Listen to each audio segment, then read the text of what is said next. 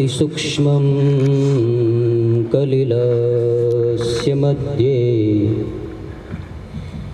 विश्वस्य स्रष्टारमनेकधारं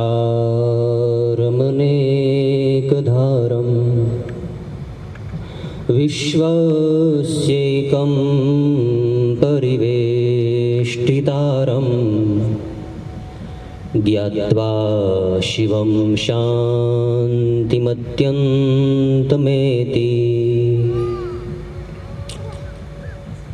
ઉપનિષદમાં પરમાત્માને અતિ સૂક્ષ્મ કહ્યા છે.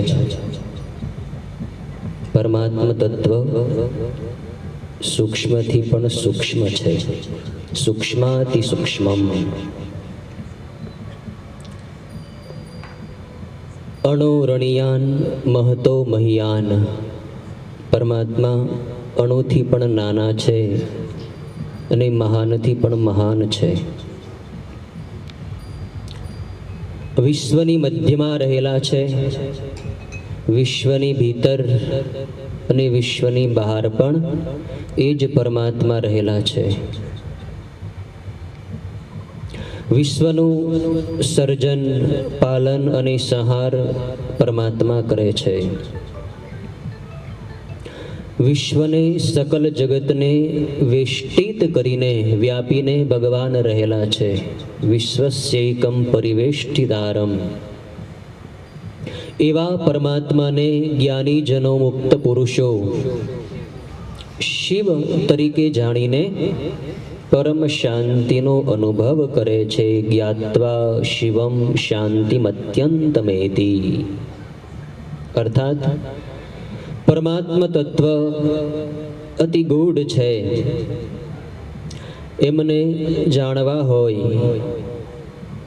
તો એમના શરણે થવું પડે.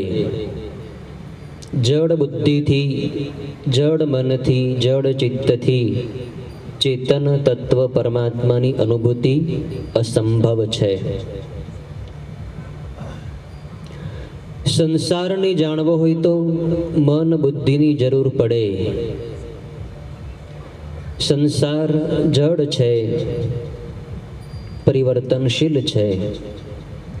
તો એ જ રીતે મન પણ જડ પરિવર્તનશીલ છે. જડથી જડનું જ્ઞાન થાય. ચેતનનું જ્ઞાન જડની સહાયતાથી ન થઈ શકે.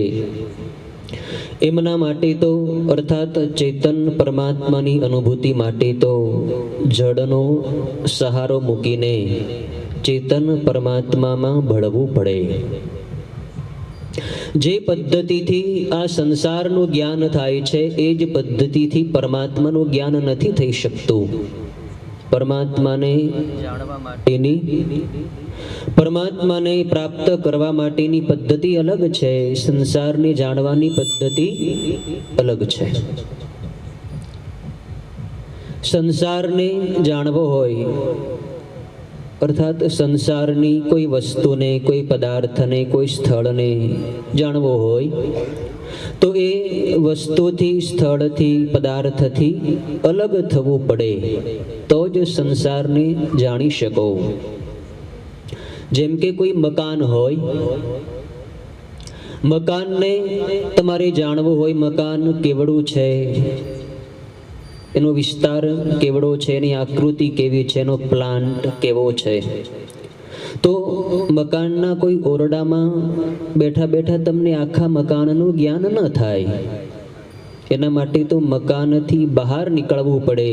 બહાર મેદાનમાં આવો અને મકાનની આસપાસ, આગળ પાછળ બધી દ્રષ્ટિ કરો તો ખ્યાલ આવે આ મકાન આવી આકૃતિનું છે. અલગ થવું પડે તો જ એને જાણી શકો.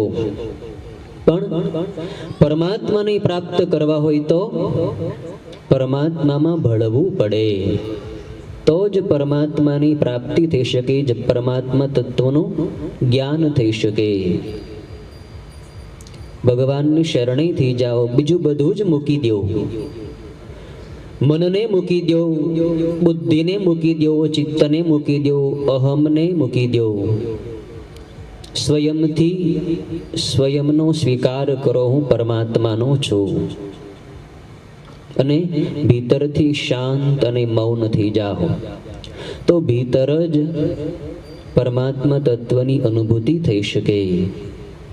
બિંદુને સિંધુનું જ્ઞાન પ્રાપ્ત કરવું હોય તો બિંદુએ સિંધુમાં ભળવું પડે. સિંધુથી અલગ રહીને બિંદુ સિંધુનું જ્ઞાન પ્રાપ્ત ન કરી શકે. જ્યારે નાનકડું ટીપું બિંદુ સમુદ્રના પાણીમાં ભળી જાય ત્યારે સમુદ્રના સમસ્ત પાણીની સાથે જળ રાશિની સાથે એ બુંદની એ ટીપાની એકરૂપતા થઈ જાય. બુંદ સિંધુ થઈ જાય, સિંધુમય થઈ જાય. પછી કંઈ જાણવાનું રહેતું નથી, કંઈ પ્રાપ્ત કરવાનું રહેતું નથી. જીવ બિંદુ છે અને શિવ સિંધુ છે. શિવરૂપી સિંધુમાં ભળવું હોય તો જીવ મટીને શિવ થવું પડે, શિવને શરણે થવું પડે. હું કાંઈ નથી, એક પરમાત્મા જ છે. પણ સાધના કરવાવાળા સાધકોની ફરિયાદ હોય છે કે અમે ભીતર ઉતરવાનો પ્રયત્ન કરીએ છીએ, ધ્યાન કરવાનો પ્રયત્ન કરીએ, અડધી કલાક એકાદ કલાક ધ્યાનમાં બેસીએ, પણ ત્યારે જ અવનવા વિચારો ભીતરથી સંસ્કારો ઊભા થાય.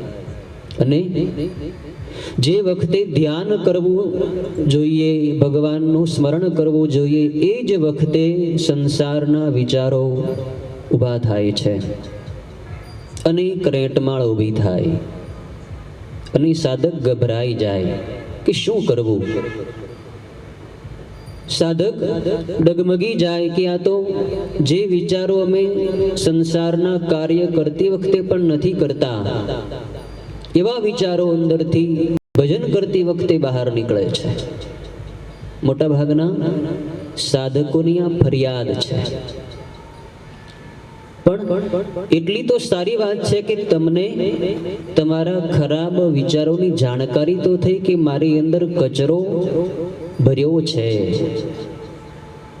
સંસારના કાર્ય કરતી વખતે એ કચરો તમને, એ ખરાબ વિચારોની ગંદકી તમને ખ્યાલ ન આવે, પણ જ્યારે તમે ભજન કરવા બેસો ત્યારે જ અંદરથી બધો કચરો પ્રગટ થાય, મન સૃષ્ટિમાં ખડો થઈ જાય. એ સારી વાત છે, એને નીકળવા દો, બિલકુલ ગભરાવાની જરૂર નથી. પણ સાવધાની એટલી રાખવાની છે કે એ વિચારો આવે એની સાથે ભળો નહીં, એનો સ્વીકાર ન કરો, એને સંમતિ ન આપો. ખરાબ વિચારો આવે તો એની સાથે દ્વેષ ન કરો, સારા વિચારો આવે તો એની સાથે ભળો નહીં, રાગ ન કરો. માત્ર દ્રષ્ટા ભાવથી, સાક્ષી ભાવથી અલગ રહીને એને જોયા કરો. એક ગૂઢ વાત છે, જે આપોઆપ થઈ રહ્યું છે એમાં આપણું હિત છે. જે તમારા પ્રયત્નથી નથી થયું, જે પ્રકૃતિના નિયમ અનુસાર આપોઆપ ઉદ્ભવ્યું છે, એનાથી તમને કોઈ નુકસાન થવાનું નથી. વિચારો ધ્યાન કરતી વખતે તમે કરતા નથી, આપોઆપ આવે છે, આપોઆપ ભીતરથી પ્રગટ થાય છે. તો એની સાથે ભળો નહીં, એમાં તમારું કોઈ નુકસાન નથી. ધીરે ધીરે ધીરે કરતા એ વિચારો નીકળી જશે. વિચારો આવતા નથી, વિચારો જાય છે. સંસારના વ્યવહારના કાર્ય કરતી વખતે જે સંસ્કારો આપણને ખ્યાલ પણ ન હોય એ રીતે અંદર બેસી ગયા હોય, કામના, ક્રોધના, લોભના, રાગ દ્વેષના, હર્ષ શોકના, એ જે સંસ્કારો ધ્યાન કરતી વખતે, ભજન કરતી વખતે બહાર નીકળે છે. આપણી જ ભૂલનું પરિણામ છે. જે વસ્તુની સાથે, જે વ્યક્તિની સાથે તમે સંબંધ જોડ્યો હોય એના જ વિચારો તમને આવશે. જેની સાથે તમારી કોઈ મતલબ નથી એના વિચારો તમને આવશે જ નહીં. જે તમે જોયું નથી, જે સાંભળ્યું નથી, જે અનુભવ્યું નથી, એના વિચારો નહીં આવે. પણ જ્યાં રાગપૂર્વક, આસક્તિપૂર્વક અથવા દ્વેષપૂર્વક પણ તમે તમારા મનને જોડ્યું હશે તો એ તમારી ભીતર સંસ્કાર રૂપે સ્થાપિત થઈ જશે અને એ જ મન સૃષ્ટિમાં ખડું થશે. સંસ્કાર બે રીતે પડે છે, રાગથી પણ પડે છે, દ્વેષથી પણ પડે છે. રાગ અને દ્વેષ એ અધ્યાત્મ માર્ગના લૂંટારા છે. રાગ અને દ્વેષ જ્યાં સુધી સ્વભાવની અંદર હોય ત્યાં સુધી સાધના માર્ગમાં આગળ વધી શકાતું નથી. રાગ અને દ્વેષનો જ્યારે ત્યાગ કરીએ ત્યારે પ્રસન્નતાની પ્રાપ્તિ થાય છે, ત્યારે જ સાધનાનો સાચો આનંદ આવે છે. રાગ દ્વેષ વિયુક્તૈસ્તુ વિષયાનિન્દ્રિયૈશ્ચરન આત્મવશ્યૈર વિધેયાત્મા પ્રસાદમધિગચ્છતિ. ગીતાના બીજા અધ્યાયમાં સ્થિત પ્રજ્ઞના લક્ષણોમાં ભગવાન બતાવે છે, જે રાગ અને દ્વેષથી પર થઈ જેની ઇન્દ્રિયો વિષયોમાં સમભાવે વિચરે છે, અર્થાત અનુકૂળ વિષયોની પ્રાપ્તિથી જે હરખાતો નથી, પ્રતિકૂળ વિષયોની પ્રાપ્તિથી જે શોક કરતો નથી, એ મહાપુરુષ સ્થિત પ્રજ્ઞ છે અને એ ચિત્તની પ્રસન્નતાને પ્રાપ્ત કરી લે છે. પ્રસાદ મધિગચ્છતિ. પ્રસાદનો અર્થ છે પ્રસન્નતા. ચિત્તની પ્રસન્નતા હોય, ચિત્તની પ્રસન્નતા પ્રાપ્ત કરવી હોય તો વિષયોમાં સમબુદ્ધિ રાખો. વિષયો 5 પ્રકારના સ્વામીજીએ વાત કરી: શબ્દ, સ્પર્શ, રૂપ, રસ અને ગંધ. પંચ વિષયોમાં પંચ પ્રાણીઓનું મૃત્યુ થાય છે. એક એક વિષયમાં એક એક પ્રાણીની પ્રબળતા છે. એક વિષય માત્રના આવેગથી જ જો પ્રાણીનું મૃત્યુ થઈ જાય તો પંચ વિષયોની બધી જ આસક્તિ માણસ ધરાવે અને 5 વિષયોને રાગ બુદ્ધિથી ગ્રહણ કરે તો એના ચિત્તની શું દશા થાય? ચિત્ત વિક્ષિપ્ત થઈ જાય. એના માટે સતત જાગૃતિ રાખી શરીરના પોષણ માટે જ શરીરને આહાર આપો અને શરીરને જેની જરૂર નથી એવા વ્યર્થ વિષયોનો ત્યાગ કરો. રાગ બુદ્ધિથી ભોગ કરશો તો રોગ અવશ્ય થશે, પણ ભોગ માત્ર શરીરને પોષણ આપવા માટે જ ભોગવો, ઇન્દ્રિયોની તૃપ્તિ માટે નહીં. મહાપુરુષોએ આ તત્વને જાણ્યું હોય છે કે સાચું સુખ, સાચી પ્રસન્નતા વિષયોના ત્યાગમાં છે, ભોગમાં નથી. એટલે ધીરે ધીરે કરતા કરતા તેઓ મનને સૂક્ષ્મ બનાવી દે અને વિષયોનો ત્યાગ કરતા કરતા કરતા ઇન્દ્રિયો પોતાને વશ થઈ જાય. ઇન્દ્રિયો ઉપર મનનો વિજય, મનની ઉપર બુદ્ધિનો વિજય, બુદ્ધિની ઉપર અહમનો વિજય અને અહમની ઉપર પણ સ્વયંનો વિજય અર્થાત આત્મતત્વનો વિજય. ત્યારે પરમાત્માના સ્વરૂપમાં પ્રવેશ થઈ જાય. અત્યારે આપણી દશા શું છે? આપણે વિષયોને આધીન થઈ ગયા છીએ, ઇન્દ્રિયોને આધીન થઈ ગયા છીએ. ઇન્દ્રિયો કહે એમ કરવું પડે છે, મન કહે એમ કરવું પડે છે. ધ્યાન આપણે ભગવાનનું કરવા બેસી અને ધ્યાન સંસારનું આપોઆપ થાય છે. કેટલી નીચી વાત કહેવાય! જે પરમાત્માનું ધ્યાન આપોઆપ થવું જોઈએ એના માટે આપણે કેટલો પ્રયત્ન કરવો પડે છે, અને જે સંસારનું ધ્યાન છૂટવું જોઈએ એ સંસારનું ધ્યાન આપોઆપ થાય છે, વગર પ્રયત્ને થાય છે. કારણ શું છે? આપણે સંબંધ ભગવાનની સાથે જોડ્યો નથી. સંસારની સાથે સંબંધ રાખીને પરમાત્માની પ્રાપ્તિ કરવા ચાહીએ છીએ, કદાપી સંભવ નથી. પરમાત્મા તત્વની અનુભૂતિ કરવી હોય, શિવ તત્વમાં પ્રવેશ કરવો હોય તો સંસારનો સંબંધ છોડવો પડશે. સંસાર છોડવાનો નથી, સંસારનો સંબંધ છોડવાનો છે. સંસાર બાધક નથી, સંસારનો રાગ બાધક છે. ભગવાનનો બનાવેલો સંસાર આજ સુધી કોઈને નડ્યો જ નથી, પણ જીવનો બનાવેલો પોતાનો સંસાર જ જીવને પોતાને નડે છે.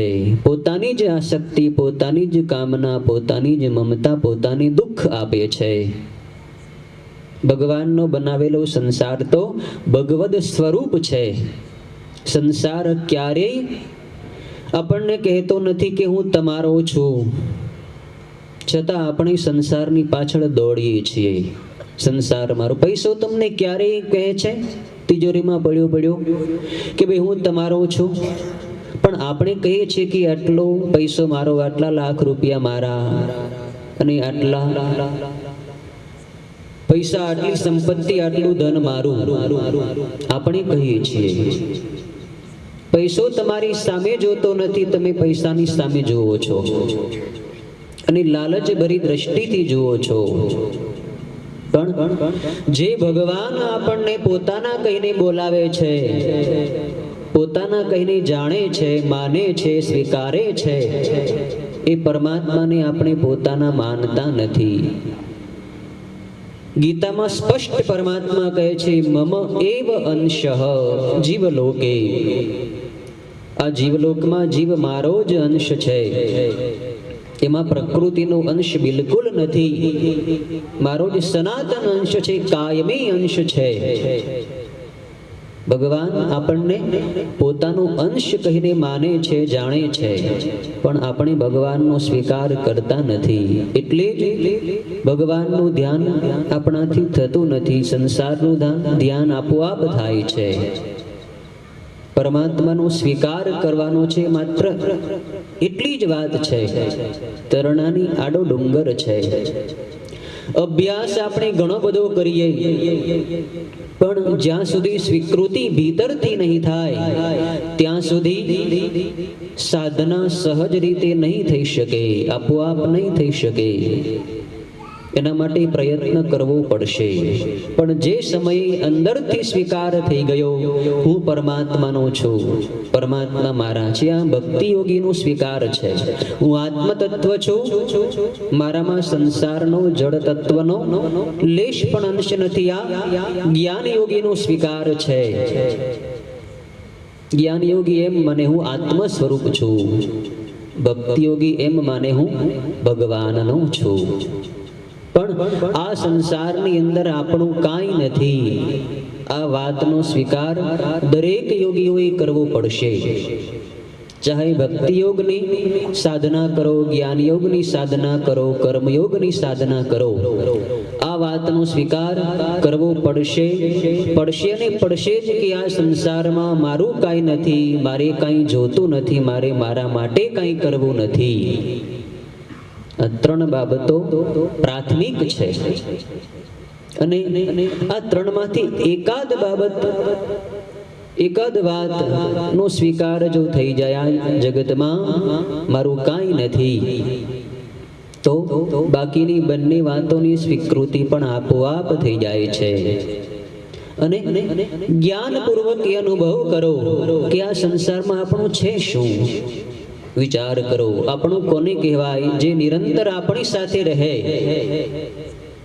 જે આપણને છોડીને ક્યારેય જાય નહીં, એને આપણું કહી શકાય. તો એવી કઈ વસ્તુ છે, એવી કઈ વ્યક્તિ છે જે આપણને ક્યારેય છોડતી નથી? આજ સુધીમાં કેટલી વ્યક્તિઓની સાથે આપણે સંબંધ જોડ્યો અને છોડ્યો. કેટલાય સંબંધો જોડાઈ ગયા, કેટલાય સંબંધો તૂટી ગયા, નવી નવી વ્યક્તિઓ મળતી ગઈ, જૂની વ્યક્તિઓ છૂટતી ગઈ. કેટલી પરિસ્થિતિઓ આવીને વહી ગઈ, કેટલી ઘટનાઓ બનીને સમાપ્ત થઈ ગઈ, પણ આપણે એના એ જ છીએ. શરીર પણ કેટલું બદલાઈ ગયું. નાનપણથી, બાળપણથી લઈને આજ સુધીમાં જોઈએ, શરીરમાં કેટલું પરિવર્તન થયું. નિરંતર ક્ષણ પ્રતિ ક્ષણ શરીર બદલાયા જ કરે છે. ક્ષીણ થયા જ કરે છે. એટલે જ આનું નામ શરીર છે. શીર્યતે ઇતિ શરીરમ, દહ્યતે ઇતિ દેહમ. જે નિરંતર ક્ષીણ થયા કરે એને શરીર કહેવાય. જે નિરંતર બાળ્યા કરે, દહન કર્યા કરે એને દેહ કહેવાય છે.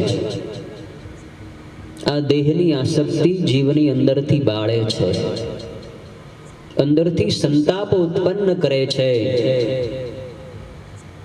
શરીરમાં સારું કાંઈ નથી. ભીતર તમે જુઓ તો હાડ, માંસ, પરુ, લોહી, મજ્જા, કેટલી ગંદકી છે. આ તો ભગવાને સારું કર્યું, ઉપરથી ચામડીથી મળી લીધું છે.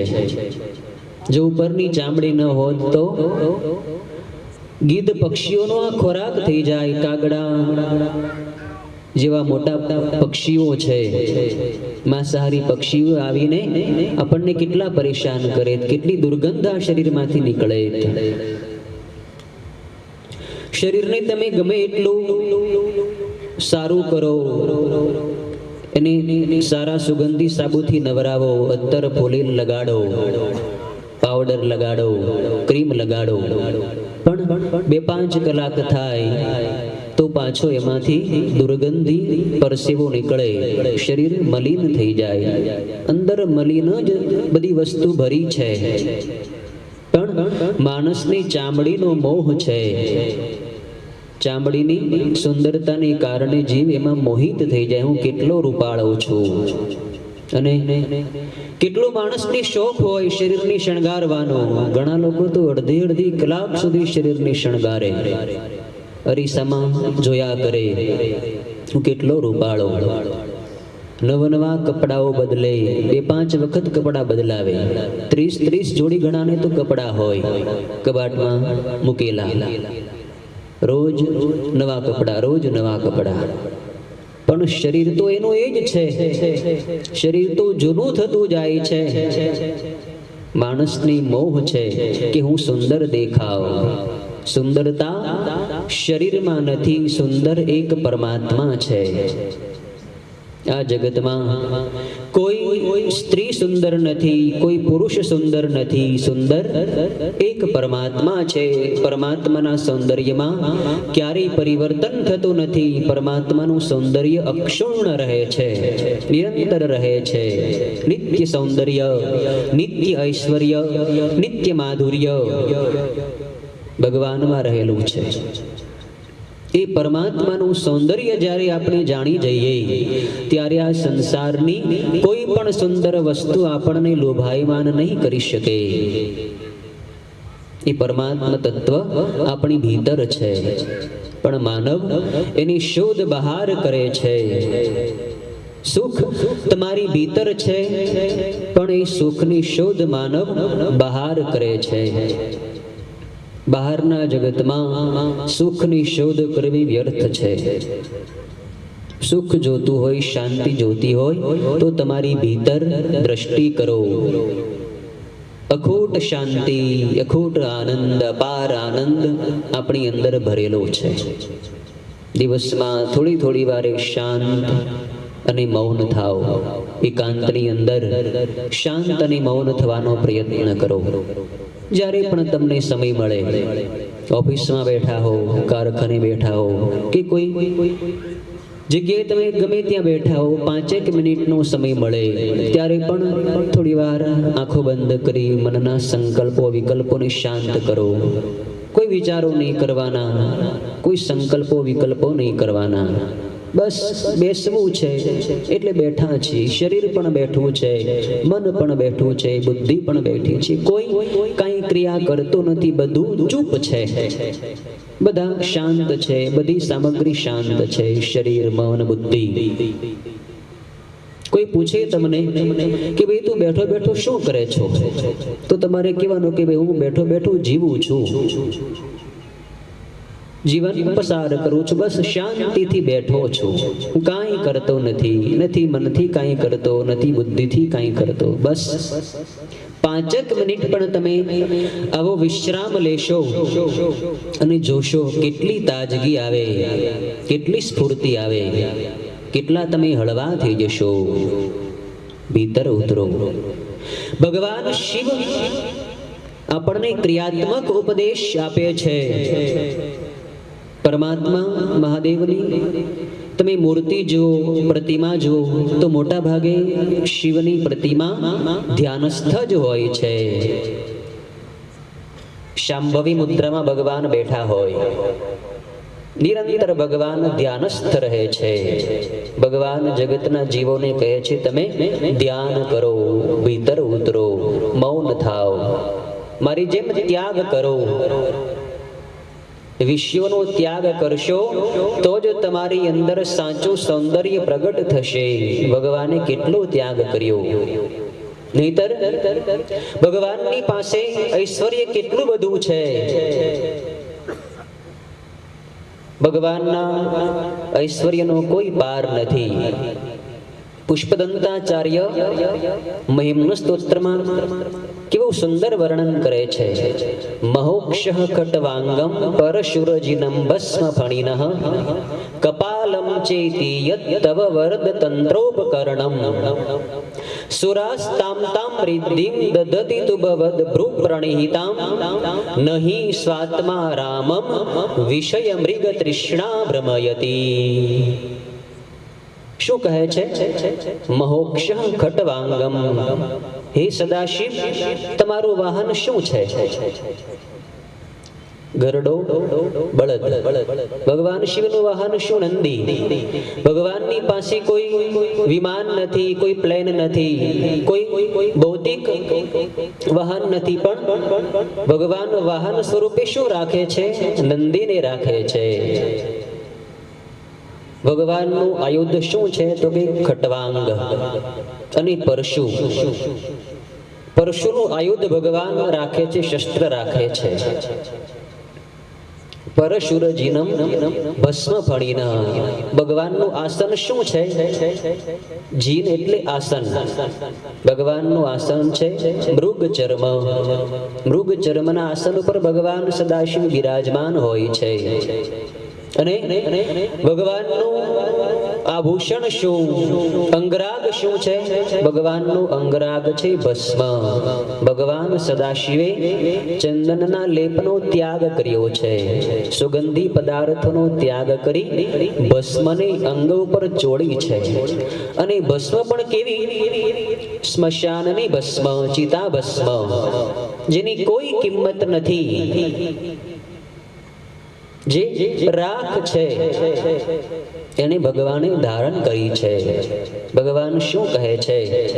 કે તમે પણ રાખ થઈ જાઓ, અર્થાત તમે શૂન્ય થઈ જાઓ, તમે શાંત થઈ જાઓ, પોતાના સ્વરૂપમાં સ્થિત થઈ જાઓ.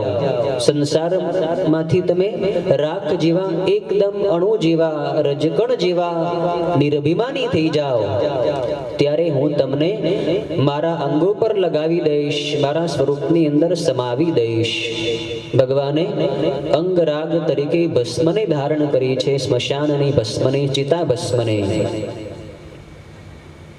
ભગવાન ખોપરીની માળા પહેરે છે, કપાલમ ચેતિ યત તવ વરદ તંત્રોપકરણમ. હે પ્રભુ, આવા બધા આપના ઉપકરણો છે. વિષધર સર્પને આપ આભૂષણ તરીકે કંઠમાં ધારણ કરો છો. આપ કોઈ સોનાનું, હીરાનું, માણેકનું, પન્નાનું, કોઈ આપ ઘરેણું પહેરતા નથી, પણ શેનું ઘરેણું ધારણ કરો છો? સર્પનું ઘરેણું. આપના ઉપકરણો આવા બધા છે, પણ છતાં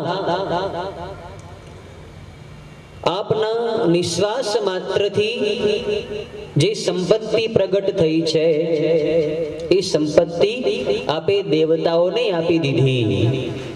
કપાલમ ચેતિ યત તવ વરદ તંત્રોપકરણમ સુરાસ્તામ તામ રિદ્ધિમ દદતિ તુ ભવદ ભ્રુ પ્રણિહિતામ.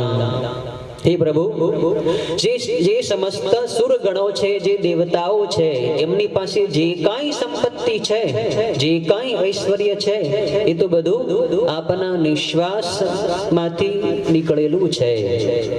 આપે એનો ભોગ નથી કર્યો, આપે એનો ત્યાગ કર્યો છે. આપ જેવા આત્મારામ પ્રભુને વિષયોની તૃષ્ણા ક્યાંથી ભમાવી શકે? વિષય મૃગ તૃષ્ણા ત્યાગથી મળે છે. મનની એકાગ્રતાથી શાંતિ થોડી વાર મળશે તમને. જેટલો સમય તમે મનને અમુક ક્રિયામાં રોકી રાખો એટલો સમય તમને શાંતિનો અનુભવ થાય. પણ જેવી ક્રિયા છોડી એવી જ અશાંતિ પાછી ઊભી થઈ જાય. પણ ભીતરથી ત્યાગ કરી દો. આ સંસારમાં મારું કરીને કાંઈ નથી. ભીતરથી સ્વીકાર કરી લો, એક પરમાત્મા જ મારા છે, હું પરમાત્માનો છું. તો સાચી શાંતિનો અનુભવ ભીતરથી થઈ જશે અને એ શાંતિ અખંડ રહેશે. સચ્ચા ત્યાગ કબીર કા જો દિલ સે દિયો ઉતાર. કબીરદાસજીએ શું કહ્યું કે મેં દિલમાંથી બધું ઉતારી નાખ્યું છે, હૃદયમાંથી. એટલે મને હવે કોઈ ડર નથી. કોઈ વિષયોની તૃષ્ણા મને ભયભીત કરી શકે નહીં, કોઈ ચલાયમાન કરી શકે નહીં. કેવા મહાપુરુષો થયા કબીરદાસજી મહારાજ. બધા જ વિષયભોગ પદાર્થોથી પર થઈ પોતાના આત્મ સ્વરૂપમાં એમણે રમણ કર્યું અને બતાવ્યું જગતના લોકોને કે પરમાત્મા તમારી પાસે જ છે. ભગવાનને શોધવા માટે તમારે બીજે ક્યાંય જવાની જરૂર નથી. ભગવાન ક્યાંય બીજે રહેતા નથી, તમારી જ ભીતર રહે છે. ના રહેતા મેં મક્કા મદીના, ના કાશી કૈલાસ में, ના રહેતા મેં જંગલ શહેરા, मैं रहता विश्वास में. कहत कबीर सुनो भाई साधु, सब श्वासन के श्वास में, जो खोजो तो तुरंत मिलूं मैं, छीन भर के तलाश में. કબીરદાસજી કહે છે કે તમે મને ક્ષણભરનો પ્રયાસ કરીને શોધશો તો હું તમને તમારી ભીતર જ પ્રાપ્ત થઈ જઈશ. હું કાશી કેદારમાં, મક્કા મદીનામાં નથી, હું કોઈ જંગલમાં નથી, કોઈ શહેરમાં નથી. હું તો રહું છું વિશ્વાસમાં, શ્રદ્ધામાં. પરમાત્મા તત્વ તમારી શ્રદ્ધામાં રહે છે. શ્રદ્ધાપૂર્વક એ સ્વીકાર કરી લો કે પરમાત્મા છે અને એ પરમાત્મા મારા છે. એક વાતનો તમે સ્વીકાર કરી લેશો કે પરમાત્મા છે, તો પછી બાકીનું બધું કામ ભગવાન કરી દેશે. ભગવાનનો સ્વીકાર કરી લો. ઘણા લોકોને એ વાત ઉપર જ વિશ્વાસ જ નથી કે ભગવાન જેવું કંઈક છે. નાસ્તિક લોકો તો એમ જ માનતા હોય કે ભગવાન કંઈક છે જ નહીં. આસુરી સંપત્તિ વાળા લોકો એમ કહેતા હોય કે આ સંસારમાં ભગવાન કઈ છે જ નહીં. આ સંસાર તો આપોઆપ સ્ત્રી પુરુષોના સંયોગથી ઉદ્ભવ્યો છે અને એમાંથી જ બધી આ સૃષ્ટિ પ્રગટ થઈ. આઢ્યો બીજન વાનસ્મિ કોન્યોસ્તિ સદૃશો મયા, યક્ષે દાસ્યામિ મોદિશ્ય ઇત્યજ્ઞાન વિમોહિતાઃ. ગીતાના 16મા અધ્યાયમાં આસુરી સંપત્તિ વાળા માણસોનું ખૂબ વર્ણન કર્યું ભગવાને કે આવા કામોપભોગ પરમાં જે માણસો હોય છે, જે વિષયોને પરાયણ રહેતા હોય, એ લોકો એમ જ માનતા હોય કે જગતની ઉત્પત્તિ તો આપોઆપ થઈ છે, ભગવાન કઈ છે જ નહીં. પણ વિચાર કરો, આવડી મોટી સૃષ્ટિનું સંચાલન ભગવાન કેટલું સરસ રીતે કરે છે. આ સૂર્ય કોણે બનાવ્યો? ચંદ્રમા કોણે બનાવ્યો? આ પૃથ્વી કોણે બનાવી? છે એવો કોઈ કોન્ટ્રાક્ટર આ જગતમાં કે જે આવડી મોટી સૃષ્ટિ બનાવી શકે? એ તો આ પાંચ ભૂતોના મિશ્રણથી જ બધું બની શકે છે. મકાન બનાવવું હોય તો પૃથ્વી, જળ, આ બધું તમે મિશ્રણ કરો અમુક પ્રમાણમાં, અમુક માત્રામાં, યોગ્ય માત્રામાં, તો એમાંથી બધું બની શકે. પણ પૃથ્વી બનાવવી હોય તો ક્યાંથી વસ્તુ લાવવી પડે? પૃથ્વી કોણે બનાવી? સૂર્યનો પ્રકાશ કેટલો બધો અખંડ રહે છે. સૂર્યમાં પ્રકાશ નિરંતર રહે છે. તે પ્રકાશ કોનો છે? અને જો જ્યોતિષ ચક્ર કેટલું સુવ્યવસ્થિત રીતે ચાલે છે, સમયસર વરસાદ, સમયસર ઠંડી, સમયસર ગરમી પડે, સમય થાય એટલે સૂર્ય ઉદિત થઈ જ જાય, સમય થાય સૂર્યાસ્તનો એટલે સૂર્ય અસ્ત થઈ જ જાય, એમાં કઈ ફેરફાર થતો નથી. પ્રકૃતિના નિયમમાં કોઈ ફેરફાર થતો નથી, પણ માણસના નિયમમાં ઘણો બધો ફેરફાર થઈ જાય. માણસનો કોઈ નિયમ જ નહીં. ક્યારે સૂવું, ક્યારે જાગવું, ક્યારે ધ્યાન ભજન કરવું, ક્યારે સાધના કરવી, ક્યારે કેવું કામ કરવું, કાંઈ માણસનો નિયમ જ નહીં. ગમે ત્યારે સૂવું, ગમે ત્યારે ખાવું, ગમે ત્યાં ખાવું, ગમે તેવું ખાવું, ગમે તેનું ખાવું. ક્યાંથી ધ્યાન લાગે? ક્યાંથી મન સ્થિર થાય? પણ ભગવાનની સૃષ્ટિ કેટલી વ્યવસ્થિત છે. નિયમબદ્ધ રીતે સમસ્ત સંસારનું ચક્ર ચાલ્યા જ કરે છે. માણસ જ અનિયમિત છે. અનિયમિત માણસની કોઈ કિંમત નથી હોતી. જેનો કઈ નિયમ જ ન હોય. ઘડિયાળ હોય, એ ઘડિયાળ પણ જો બરાબર સમય ન બતાવે, આગળ પાછળ રહી જાય, તો તમે એને ફેંકી દો છો કે ભાઈ આ બગડી ગઈ. એમ માણસ જો ફર્યા કરે, એની બોલીનો કોઈ નિયમ ન હોય, બોલવાનો કોઈ નિયમ ન હોય, એના વિચારોનો કોઈ નિયમ ન હોય, કઈ નિયમિતતા ન હોય, બોલેલું માણસ ફરી જાય તો એની શું કિંમત? આજના માણસના વચનમાં અસત્ય, જીવનમાં અસત્ય, મનમાં અસત્ય, વર્તનમાં અસત્ય, બધું અસત્ય અસત્ય, જૂઠ જૂઠ અને જૂઠ જ પ્રવર્તે છે. મનસ્યન્યત વચસ્યન્યત કર્મણ્યન્યત દુરાત્મનામ. મનસ્યેકમ વચસ્યેકમ કર્મણ્યેકમ મહાત્મનામ. મહાપુરુષોના મનમાં, વચનમાં અને કર્મમાં એકરૂપતા હોય, અને દુરાત્મા પુરુષોમાં એના મનમાં પણ કંઈ બીજું હોય, વાણીમાં ત્રીજું હોય, અને વર્તનમાં ચોથું જ કંઈક હોય. એમાં કાંઈ એકતા જ નહીં. જે પળે પળે બદલાઈ જાય, ફર્યા કરે, એની શું કિંમત? પણ મહાપુરુષો જે એના મનમાં હોય, જે વાણીમાં હોય, અને વાણીમાં હોય, જે વર્તનમાં હોય, એકવાર જે બોલે એ પ્રમાણે કરે જ.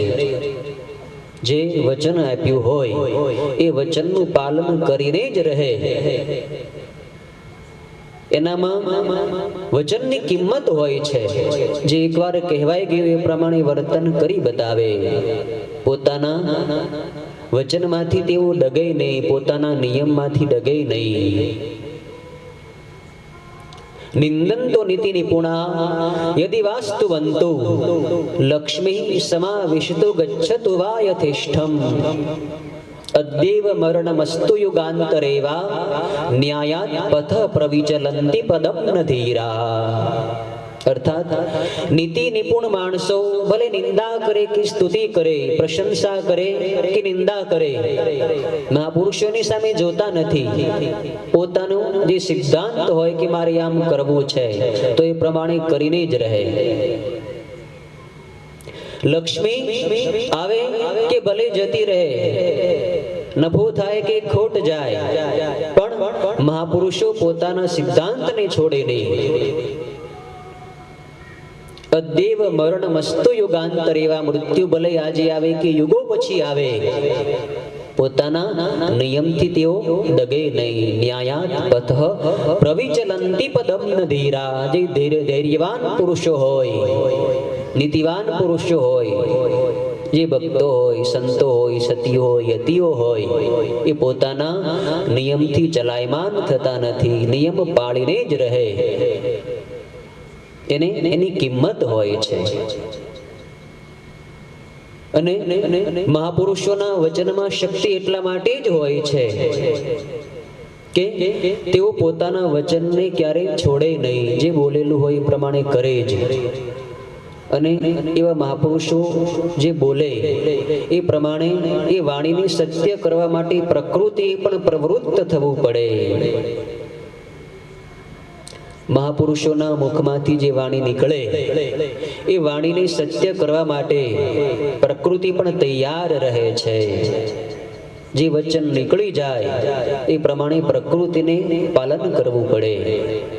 કેવા ભક્તો થઈ ગયા આપણા ભારત વર્ષમાં કે જેનું જીવન કેટલું દિવ્ય હતું, કેટલી સતીઓ યતિઓ થઈ, ભક્તો થયા. એક સતી શાંડાલી થઈ ગઈ, મહાન પતિવ્રતા સ્ત્રી હતી. અત્રિ ઋષિની પત્ની અનસુયા દેવીની શિષ્યા હતી, બ્રાહ્મણી હતી, પણ દરિદ્ર હતી. એનો પતિ કોઢિયો હતો.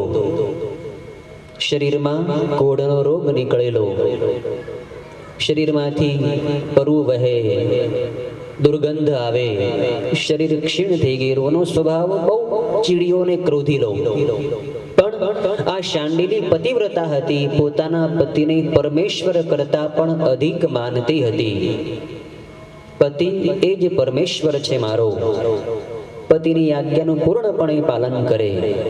પતિ એ જ ગુરુ, પતિ એ જ મારો પરમેશ્વર. અને સ્ત્રીઓ માટે બીજો ગુરુ કરવાની જરૂર નથી. પતિ રેકો ગુરુ સ્ત્રીણામ. સ્ત્રીઓને એનો પતિ એ જ ગુરુ છે, એને બીજા કોઈ ગુરુ પાસે જવાની જરૂર રહેતી જ નથી.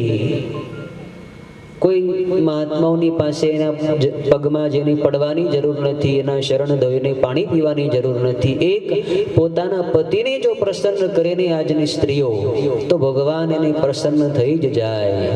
પણ આજની સ્ત્રીઓ એના પતિને આમ નોકરની જેમ ખડે પગે રાખે કે હમણાં નોકરીથી આવશે એટલે આમ મનમાં ઘડી જ રાખ્યું હોય કે આ કામ છે ને પેલું કામ છે ને આ નથી ને પેલું લઈ આવો ને પેલું બીજું લઈ આવો. કેટલું મનમાં ભર્યું હોય. આખો દિવસ બિચારા ભાઈઓ ધંધેથી થાક્યા પાકી આવે એટલે આખા દિવસની રામાયણ એની પાસે ઠાલવે કે આજે તો તમારી બાએ આમ કર્યું ને તમારા બાબાએ આમ કીધું. ઘરમાં ઝઘડો ઊભો કરે, અશાંતિ ઊભી કરે. જેનામાં સંસ્કાર નથી એવી બહેનો કંકાસ ઉભો કરે. પણ પતિવ્રતા સ્ત્રીઓ જે હોય એ તો ઝઘડાને શાંત કરી નાખે.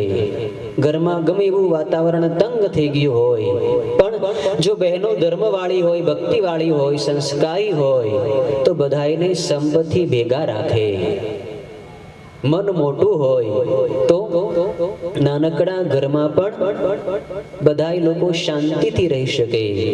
પણ મન જો ટૂંકું હોય તો મોટા વિશાળ બંગલામાં પણ બે માણસોને સાથે રહેવામાં તકલીફ.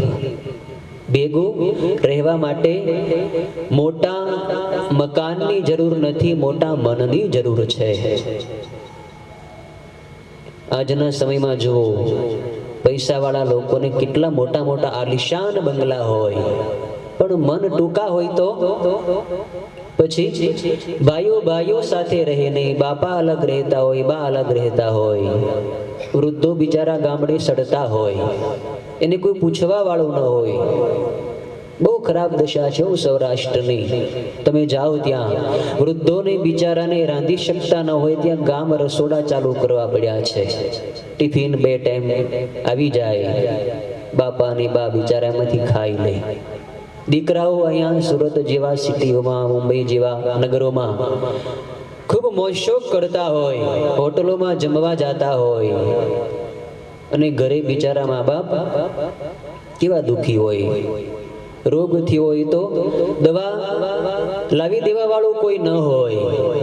બહુ ખરાબ પરિસ્થિતિ છે. પણ સમાજનું વાતાવરણ જ એવું છે, પરિસ્થિતિ જેવી ઊભી થઈ છે કે લોકોને સિટીનો મોહ. ઘરે સૌરાષ્ટ્રમાં મોટા મોટા મકાન હોય, એ છોડીને લોકો અહીંયા સુરતમાં નાની નાની ગોલકીમાં રહેતા હોય, સાંકડ મુકડમાં ગમે એમ પડ્યા રહેતા હોય. પણ તોય સિટીનો મોહ માણસો મૂકે નહીં. દીકરાઓને વરાવવા હોય તોય સિટીમાં જાય તો જ દીકરા દીકરી વરે. સમય એવો આવી ગયો, ભયંકર કળિયુગ. સમય સમયનું કામ કરે છે. પણ જો માનવ ધર્મ વાળો હોય, ભક્તિ વાળો હોય, સંસ્કાર વાળો હોય, તો એ એ ગમે ત્યાં રહેશે, પોતાના કર્તવ્યનું પાલન કરશે, બીજાને સુખ આપશે, માતા પિતાને સુખ આપે, પુત્રને સુખ આપે, સગા સંબંધીઓને સુખ આપે, પોતાના ધર્મનું પાલન કરે તો જ પોતે સુખી થાય, સમાજ સુખી થાય. આ શાંડાલી પતિવ્રત ધર્મનું પૂર્ણ રીતે પાલન કરતી. એનો પતિ કટુ વાક્ય કહેતો અને ગાળ દેતો, ક્યારેક મારી પણ લેતો, પણ એ શાંડિલી એના પતિના ચરણોમાં પડીને ક્ષમા માગી લેતી. મને માફ કરો, હું તો તમારી દાસી છું, જેમ તમે આજ્ઞા કરશો એમ કરવા હું તૈયાર છું, મને ક્ષમા કરો. હાથ જોડીને ઊભી રહી જાય, એના પતિનું ચરણોદક લે, ચરણ ધોઈને પાણી પીવે, એની પૂજા કરે, નિયમિત એને સ્નાન કરાવી દે, વસ્ત્ર પહેરાવી દે, દવા સમયસર આપી દે, એને પંખો નાખે, પવન નાખે, બધી જેમ ભગવાનની સેવા ભક્ત કરે એમ આ શાંડિલી એના પતિની સેવા કરતી હતી. પણ એકવાર એવી ઘટના ઘટી કે શાંડિલીના ઘરના દ્વાર આગળથી, બારણા આગળથી એક વેશ્યા, રૂપાળી કુટીલા સ્ત્રી પસાર થઈ અને એ સ્ત્રીની ઉપર આ શાંડિલીના પતિની દ્રષ્ટિ ગઈ. કેટલી સુંદર સ્ત્રી છે, આસક્તિ થઈ. પેલી વેશ્યા તો ત્યાંથી જતી રહી, પણ આ શાંડિલીના પતિને એમાં આસક્તિ થઈ ગઈ હતી, એનું રૂપ જોઈ લીધું હતું. એણે એની પત્નીને કીધું, શાંડિલીને, કે તું મને એના ઘરે લઈ જા, મારે એને મળવું છે. જે કામાતુર માણસો એને પછી લાજ શરમ હોતી નથી. કામાતુરાણામ ન ભયમ ન લજ્જા. ભય અને લાજ શરમ કામાતુર માણસને ન હોય. મારી શું આબરૂ છે, મારો શું ધર્મ છે, મારો કેવું કુળ છે, મારા માતા પિતા કોણ, મારો પરિવાર કેવો, બધું જ ભૂલી જાય. કામાતુરાણામ ન ભયમ ન લજ્જા, અર્થાતુરાણામ ન ગુરુર ન બંધુ. જે અર્થાતુર અર્થાત જે પૈસાનો લોભી હોય, અર્થનો લોભી હોય, એને ગુરુ કે ભાઈ કઈ જોવે જ નહીં. મારા કોણ ગુરુ છે, મારો કોણ ભાઈ છે, ગમે ભાઈ પાસેથી જો પૈસો મળતો હોય તો એની પાસેથી લઈ લે, ઝૂંટવી લે. અર્થાતુરાને જોતો નથી. ક્ષુધાતુરાણામ ન રુચિર ન વેલા, અને વિદ્યાતુરાણામ ન સુખમ ન નિદ્રા. જે વિદ્યાર્થી હોય, જેને ભણવાની લગની લાગી ગઈ છે, મારે અભ્યાસ કરવો છે, મારે ઉત્તીર્ણ થવું છે, તો એ સુખ અને નિદ્રાની પરવા કરતો નથી, સતત મહેનત કરતો જ હોય. એમ આના પતિને કઈ લાજ શરમ રહી નથી. એની પત્નીની પાસે, શાંડિલીની પાસે વાત કરી, મને એ વેશ્યાની ઘરે લઈ જા. પણ શાંડિલી એટલે શાંડિલી જ હતી. પોતાના પતિને પ્રસન્ન કરવા માટે એણે નિયમ લીધો હતો, મારા પતિ જે બાબતમાં પ્રસન્ન રહે એ મારું પરમ કર્તવ્ય છે. જ્યાં પતિ ત્યાં સતી, જ્યાં કાયા ત્યાં છાયા. શાંડિલીએ પતિની પ્રસન્ન કરવા માટે કમર કસી લીધી. એના પતિદેવને સુંદર વસ્ત્રો પહેરાવ્યા, સાથે થોડાક પૈસા લઈ લીધા. મહેનત મજૂરી કરીને ઘરનું ગુજરાન ચલાવતી હતી, એમાંથી થોડાક પૈસા લઈ લીધા અને પોતાના પતિને પોતાના ખભા ઉપર બેસાડ્યો અને નગરના માર્ગો પરથી રાત્રિના સમયે આ શાંડિલી પોતાના પતિને ખભા ઉપર બેસાડીને વેશ્યાને ઘરે લઈ જાય છે. બોલો કેટલો એનો પતિની સેવામાં અનુરાગ. એને તેના પતિની પ્રત્યે જરા પણ કુભાવ ન થયો. પતિને પ્રસન્ન કરવા માટે વેશ્યાને ઘરે લઈ જાય છે. હવે ઘટના એવી બની, લઈને જતી હતી ત્યાં રસ્તામાં એક ચોક આવ્યો, જ્યાં ઘણા બધા રસ્તાઓ પડતા હતા. એ રસ્તાની વચ્ચે શૂળી માંડેલી હતી, શૂળી લગાવેલી હતી. પહેલાના સમયમાં રાજાઓ કોઈ અપરાધીને દંડ કરવા માટે શૂળી ઊભી કરતા. અપરાધ કોઈ કર્યો હોય તો શૂળીની ઉપર ચડાવી દેતા. અને અહીંયા આ શૂળીની ઉપર માંડવ્ય ઋષિને સજા કરવામાં આવી હતી. ઘટના એવી બનેલી કે રાજાના મહેલમાંથી ચોર લોકો અમુક ધન ચોરી ગયા, ચોરીને ભાગ્યા. એટલે એની પાછળ રાજાના સિપાહીઓ પડ્યા. ચોર લોકો દોડતા દોડતા જંગલમાં છેક દૂર નીકળી ગયા, પણ સિપાહીઓ એનો પીછો છોડ્યો નહીં. એટલે ક્યાંય ભાગવાનો બહુ અવકાશ ન રહ્યો. એટલે એ ચોર લોકોએ ચોરેલી બધી સંપત્તિ માંડવ્ય ઋષિના આશ્રમમાં ફેંકી દીધી. રાજાના સિપાહીઓ પાછળ આવ્યા, જોયું તો આશ્રમની અંદર માંડવ્ય ઋષિના આશ્રમમાં બધું ધન પડ્યું હતું. સિપાહીઓને એમ કે આ જ ચોર છે, ચોરી કરીને અત્યારે ધ્યાનમાં બેસી ગયો છે. માંડવ્ય ઋષિ સમાધિસ્થ હતા.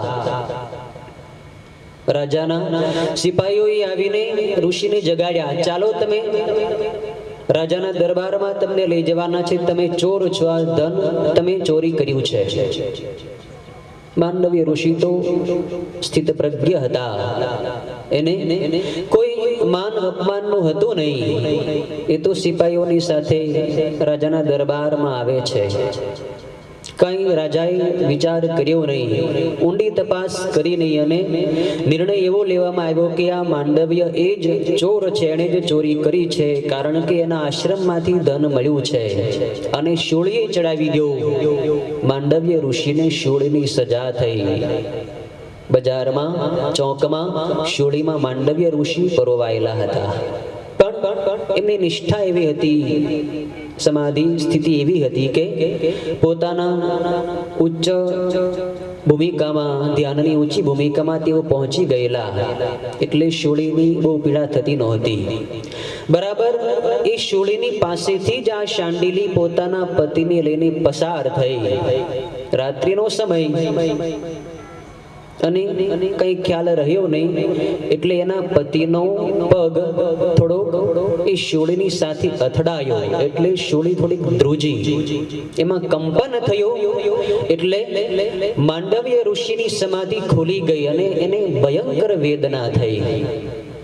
વેદના થઈ, પીડા થઈ, દુઃખ થયું. એટલે માંડવ્ય ઋષિથી શાપ અપાવ્યો કે જે દુષ્ટ પુરુષે મને આ પીડા ઉપજાવી છે, એ દુષ્ટ પુરુષ સવારે સૂર્યોદય થતા જ મરણને શરણ થશે. માંડવ્ય ઋષિનો ભયંકર શાપ. કોણ બચી શકે? પણ શાંડિલી મહાન પતિવ્રતા હતી. એણે સાંભળ્યું કે ઋષિનો શાપ છે, સૂર્યોદય થશે, મારા પતિનું મૃત્યુ થશે. પણ ભલે સૂર્યોદય થશે તો મારા પતિનું મૃત્યુ થશે ને. હું સંકલ્પ કરું છું કે જો મેં મન, વચન અને કર્મથી પર પુરુષમાં ક્યારેય મન લગાડ્યું ન હોય, પ્રીતિ જોડી ન હોય, મન, વચન અને કર્મથી હું પતિની સેવામાં પરાયણ હોઉં, તો સૂર્ય ઉગે જ નહીં. શાંડિલીનો સંકલ્પ થઈ ગયો. સૂર્ય ઉગવાનો બંધ થયો. રાત્રિ લંબાણી. નિશાચરોનું, આસુરી સંપત્તિનું જોર વધવા લાગ્યું. પ્રકૃતિનું ચક્ર વિખાઈ ગયું. ભક્તોની, સતીઓની, યતિઓની વાણીમાં કેટલી શક્તિ છે. સૂર્યને પણ રોકી દીધો આ શાંડિલીએ. રાત્રિ લંબાણી. એટલે સંધ્યાદી નિત્ય કર્મ, હવન હોમ બધા બંધ થયા. પ્રાતઃ કર્મ બંધ થયું, યજ્ઞ બંધ થયા. યજ્ઞો બંધ થયા એટલે દેવતાઓને પોષણ મળવાનું બંધ થયું. દેવતાઓ મૂંઝાણા, શું કરવું? પ્રકૃતિ નષ્ટ થશે, સૂર્ય ઉગતો નથી, તો આ ચક્ર કેમ ચાલશે?